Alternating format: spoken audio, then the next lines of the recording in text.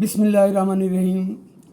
मेरे दोस्तों, साथियों, भाइयों, बहनों, नौजवानों और ख़ास कर अहले यूथ से तल्लुक़ रखने वाले नौजवानों, मैं आप सबको दिली तौर पर मोहब्बत भरा सलाम भेजता हूँ। कल मैंने आपको 6 नकात बताए थे। जिन्होंने सुने उन्हें कुछ ना कुछ फ़ायदा हो गया होगा, जिन्हें पता नहीं था मैंने बताया। मेरे कई हम उम्र भी हैं जिन्हें पता नहीं है कि अगरतला साजिश क्या थी, 6 नकात क्या थे, 6 नकात की बुनियाद क्या थी। ना नौजवानों को तो अल्हम्दुलिल्लाह, चाहे वो मेरे हों या किसी के हों, किसी को कुछ पता नहीं है कि हमारा माजी में क्या होता रहा है, हमें कितनी डिसइंफॉर्मेशन फीड की जा रही है। जैसे मशरक़ पाकिस्तान के बारे में, इलादगी के बारे में जो कुछ कहा जाता था, वो मैंने आपको बता दिया। वो उसकी बुनियाद 58 पे रखी गई थी। जब अयूब खान ने तोड़ा ना, मुल्क में मार्शल लॉ लगाया, उस वक्त बांग्लादेश तोड़ दिया गया था। याह्या खान तो आखिर में सिर्फ आखिरी ज़रब लगाने के लिए आया था अयूब खान के बाद, जो उसने आखिरी धक्का दिया और मशरक़ पाकिस्तान अलग कर दिया। इसके बारे में मैं आगे और बताऊंगा। जिस अखबार में ये खबर छपी थी ना, आखिरी सब एक बंगाली अखबार था जिसका शायद डायरेक्टर इन चीफ थे या मालिक थे अब्बास सत्तर साहब। तो उन्होंने कई दफ़ा लाइव इंटरव्यू में, अभी भी यूट्यूब पे देखे तो पड़े होंगे, कि उन्होंने कहा कि जुल्फ़िकार भुट्टो साहब ने कभी ये नहीं कहा था उधर तो उधर हम। ये हमने एक लाइन निकाली थी, ये अखबार छपी थी, ख़बर एक बंगाली अखबार के आखिरी सफ़े के आखिरी कालम में, एक कालमी ख़बर थी। तो भुट्टो साहब ने कहा था कि ये कहा था कि उधर आप लोगों ने अक्सरियत दी है और इधर मुझे, तो आए मिलकर हुकूमत बनाते हैं। तो इस पर मेरे चीफ रिपोर्टर ने सुर्खी निकाली, उधर तुम इधर हम। तो लेकिन जब Mahmood Rahman commission clear I है, तो इसके क्लियर का डांडे सारे फौज पर जाते हैं, जिसकी वजह से ये पब्लिश नहीं हो सकी। जो छोटे छोटे बाहर छपते रहे, अभी आप चाहें तो ढूंढ सकते हैं कि अयूब खान ने बुनियाद रखी थी और उस वक्त ये सोच पैदा हो चुकी थी कि हमने बंगालियों को अलग करना है। और इसकी आखिरी कड़ी थी याह्या खान, जिसने मशरक़ पाकिस्तान तोड़ा। असम्बली का इजलास बुलाने से इनकार किया, लेकिन और उस वक्त एक बंगाली वज़ीर आज़म बना दिया, कायम मकाम या डिप्टी इस तरह का, जिसका नाम था नूरुल अमीन। और उसे सौंपा गया कि मशरक़ी पाकिस्तान और मग़रबी पाकिस्तान के मसाइल हल करें, ये आपस में जो सोच रहे हैं। लेकिन असल में ये फ़ैसला हो चुका था कि बांग्लादेश को अलग करना है। उधर से इंडिया था जिसने मुक्तबानी बनाने में अवामी लीग की मदद की थी। और फिर बदबख्त याह्या खान ने टिक्का खान को वापस बुला के एक और बदबख्त जनरल नियाज़ी को भेजा, जो मौजूदा जनरल नियाज़ी का भाई था, का चाचा। इसके बाप उसका नाम था ए नियाज़ी और इसका नाम है इकरामुल्लाह नियाज़ी। उसका नाम था अमीर अब्दुल्ला नियाज़ी। और वो बदबख्त आखिरी कैदी था जो बांग्लादेश से पाकिस्तान वापस आया था, इंडिया से पाकिस्तान वापस आया था। खैर, ये बातें तो फिर मैं आगे अभी करता रहूँगा। लेकिन कल मैंने जो 6 नकात आपको बताए थे, उसमें हम अब थोड़ी सी आपस में डिस्कशन कर लेते हैं कि हम क्या समझे हैं। याद रखें अब्दुल कदीर खान का ये बयान, जो उन्होंने कहा था अगर जुल्फ़िकार भुट्टो ना होते तो आज हम जहाँ तक पहुँचे हैं, एटम बम बनाने के बारे में कह रहे थे, ये कभी ना होता। और वो भांग चुप थे कि इंडिया ने कमीनगी करनी है, लेकिन उसे इसी का खौफ है जिसकी वजह से वो हरकत नहीं कर पा रहा।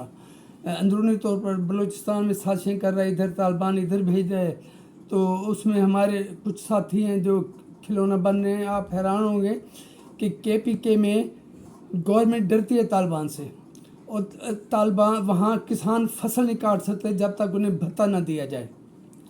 और बेचने से पहले ओपनली थर थर कांपती है कि वहाँ के जो बड़े बिजनेसमैन के, ये मेरे एक बहुत बड़े मशहूर व्लॉगर ने कहा है कि मेरी वहाँ के गवर्नर से जब मुलाकात हुई है, वहाँ ये सारी चीज़ें सामने आई हैं। اور وہ بار بار اسلام آباد چڑھائی کرنے کا دھمکیاں دے رہا ہے. اور اب نیا منصوبہ جس پر میں بات ابھی نہیں کروں گا وہ یہ بنایا گیا ہے کہ جو اس نے کہا تھا نا اسلام آباد پر چڑھائی کروں گا، وہ اس KPK سے جتھا یہ آنے تھے جنہوں نے آنا ہے اور آ کر اڈیالوی جیل توڑنی ہے اور اسے لنگڑے شیطان عثمان اڈیالوی کو نکال کے لے جانا ہے. یہ ہماری قوم روئے گی کہ ہمیں سمجھانے والے تھے لیکن ہم نے کسی کی بات پہ غور ہی نہیں کیا. جس قوم میں یہ ہونا کہ یہ کوئی ملک ہے ہمیں امریکہ چلا جانا چاہیے. میرے داماد نے مجھے کہا تھا، میں نے کہا تھا پھر چلے جاؤ، بیٹھے کیوں ہو؟ یہ ملک ہے تو ہم ہیں، یہ ملک نہیں تو ہم کہ اب وہاں جب بھی جاؤ پہلے ہمیشہ تیسرے درجے کی شہری رہتے ہیں. خیر، پہلا تھا پوائنٹ کہ پاکستان میں پارلیمانی نظام ہوگا جو آبادی کے بالغ افراد پر مشتمل نمائندوں پر قانون سازی کرے گا.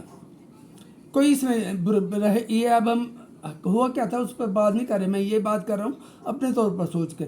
اس میں کوئی یہ ہونا ہی ہے، یہی اب بھی یہی ہے کہ پارلیمانی نظام ہے اور پنجاب جو حالانکہ آبادی میں تو سب سے بڑا صوبہ ہے اور اس کے یہاں اس کی سیٹیں بھی زیادہ ہیں. بلوچستان جو رقبے کے لحاظ سے پاکستان کا سب سے بڑا صوبہ ہے جس کی ٹوٹل قومی اسمبلی میں سیٹیں 15 ہیں، تو اس لیے فنڈ بھی اسی طرح سے مختص ہوتے ہیں.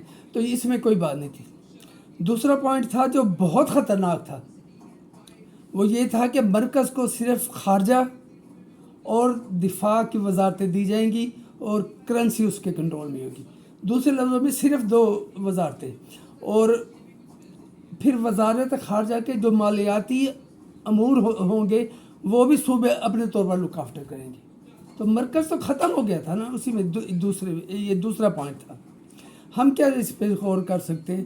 اگر صرف خارجہ ہوتی یا دفاع ہوتی اور پھر کرنسی چھاپنے کا کام مرکز کے پاس، تو وہ تو ایک پرنٹنگ پریس بن کے رہ جاتا نا ہمارا وفاق. یہ مجھے برہمان کا تھا دوسرا پوائنٹ. تیسرا پوائنٹ یہ تھا کہ ہر صوبے کی الگ الگ کرنسی ہوگی اور اگر یہ نہ ہو سکا ایک کرنسی ہوگی تو وہ اتنے ہی ریزرو ہر صوبے میں جو وفاق کے ہوتے ہیں وہ رکھے گا. مشرقی پاکستان کی آبادی کیونکہ زیادہ تھی تو وہاں فنڈ زیادہ رہتے. مغرب پاکستان کی آبادی جو رقبے میں مشرقی پاکستان سے بہت بڑا تھا اس سے کم تھی، تو یہاں نیچرلی فنڈ کم ہو جاتے.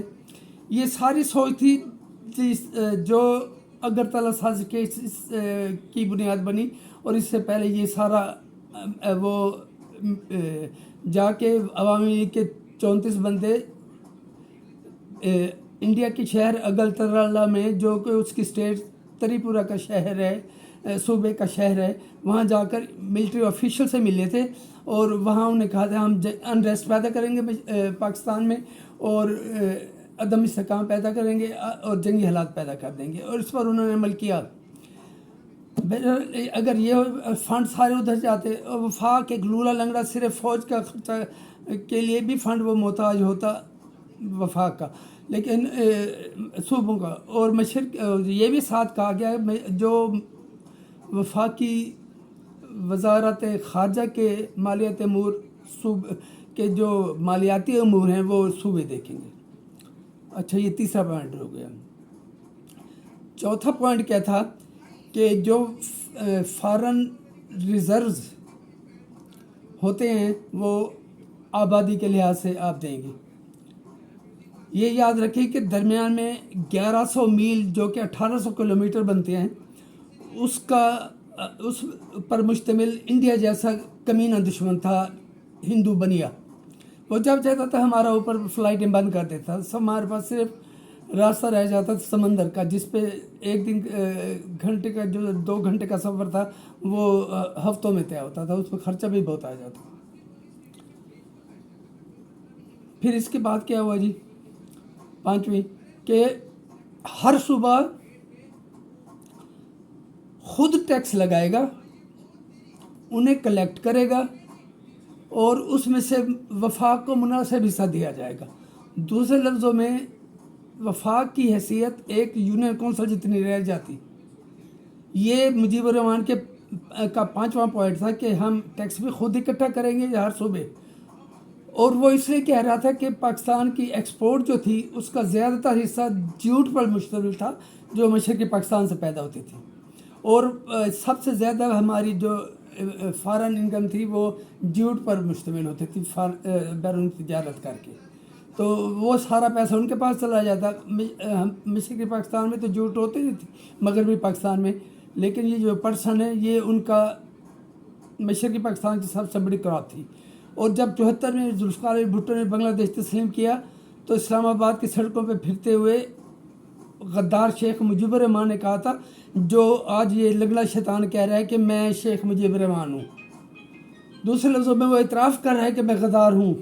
اور جو یحییٰ خان تھا اس کو اس نے مجیب الرحمان کو کچھ نہیں کہا، میں مجیب الرحمان ہوں، یحییٰ خان غدار تھا۔ یحییٰ خان غدار تھا کیونکہ اس نے پاکستان توڑا تھا جس کی بنیاد ایوب خان نے لگی تھی۔ یہ عمر ایوب کس طریقے سے یہ پبلش ہونے دے گا؟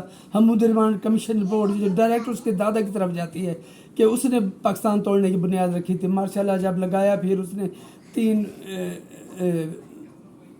جرنیل لیے وزار اور 4-5 وزارتیں لی، جس میں ذوالفقار علی بھٹو جو سکندر مرزا کی وزارت میں وزیر کامرس تھے، منسٹر آف کامرس، ان کو وزیر خارجہ بنایا جنہوں نے دنیا میں اپنا لوہا منوایا۔ جب درمیان میں یہ ہے اور فصل ساری وہاں ہو رہی ہے تو ہم کیا وفاق بیچارہ کیا کرتا؟ یہ ہو گیا۔ اور آخری جو میں نے کل آپ کو بتایا تھا، یہ میں آپ کو اپنا انالیسس ساتھ ساتھ بتا رہا ہوں، ہوا کیا ہوگا یہ میں آپ کو جو ہوا کیا تھا یہ میں اگلی آپ کو ویڈیو میں بتاؤں گا۔ آخری اور جو خطرناک ترین پوائنٹ تھا نا وہ یہ تھا کہ ہم صرف مشرقی پاکستان وہ اپنی ملیشیا بنانے میں خود مختار ہوگا، اور اس کے علاوہ پیرا ملٹری فورسز بھی خود مختار طور پر بنائے گا جو ڈائریکٹ مشرقی پاکستان کی حکومت کے اندر ہوں گی۔ تو سیدھا سادہ علیحدگی کی طرف جا رہا تھا وہ بدبخت، جس کو اسی کی فوج نے خاندان سمیت مار ڈالا۔ جو مجیب الرحمان کا حشر ہوا، کوئی آج اس کا نام نہیں لیتا، کوئی اندرا گاندھی کا نام نہیں لیتا، لیکن ذوالفقار علی بھٹو کا نام زندہ ہے، جس نے آخر تک کہا تھا مجیب الرحمان کو نہ چھوڑو اگر تعالیٰ سازش کے شمول۔ باقی ساری جو سیاسی جماعتیں تھیں وہ اپنا دباؤ ڈال کر اسے چھڑوا دیا، کیس ختم کروا دیا۔ اب ان پر ذرا غور کریں، کیا یہ ملک اگر یہ 0.6 مانے جاتے اور اوپر سے یحییٰ خان بدبخت اسمبلی کے اجلاس بھی نہیں بلا رہا تھا تو پاکستان کہاں رہ جاتا؟ آج ہم جہاں ہیں مشکلات ہیں، اللہ کا شکر لیکن ادا کریں کہ ہم آزاد ہیں، خود مختار ہیں۔ یہ ان نیچرل جو تقسیم تھی یا نیچرل اس میں نہیں پڑتا، لیکن ایک ٹوٹے ہوئے لولے لنگڑے پاکستان کو 77 میں جو ملک بنا دیا تھا، اسلامک دنیا کا سب سے بڑا پاورفل ملک، وہ ذوالفقار علی بھٹو تھا، لیکن ہم نے اس کی قدر نہیں کی تھی۔ اور آج مانا اڈیالوی عرف لنگڑا شیطان کہہ رہا ہے کہ میں مجیب الرحمان ہوں، اور یحییٰ خان غدار تھا، اور بھائی دونوں غدار تھے، اور دنیا میں 4 ہیں بندے جو ایک دوسرے کی فوٹو کاپی ہیں، مودی، ٹرمپ، عمران اور شیخ مجیب الرحمان۔ یہاں میں یہ ویڈیو ختم کرتا ہوں، اور کل میں آپ کو بتاؤں گا ان پوائنٹس کے بعد سلسلہ چلا کیسے تھا۔